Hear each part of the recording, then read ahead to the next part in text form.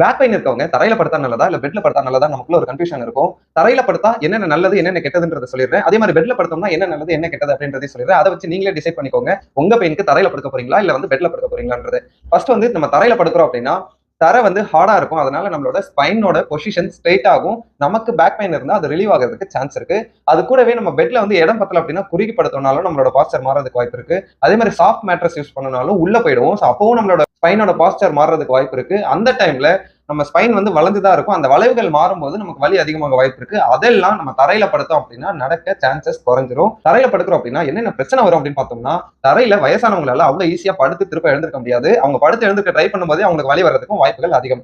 அதே மாதிரி மெயினா நம்ம தரையில படுக்கிறோம் அப்படின்னா நம்மளோட மொத்த வெயிட்டுமே நம்மளோட ஜாயிண்ட் கீழே இருக்கிற ஜாயிண்ட் மேலயோ இல்ல நம்ம பேக் மேலயோ தான் விடும். சோ கான்ஸ்டன்டா ஒரு ஹார்ட் சர்ஃபேஸ்ல நம்ம படுத்திருக்கும் போது வலி நமக்கு வர்றதுக்கு வாய்ப்புகள் இருக்கு.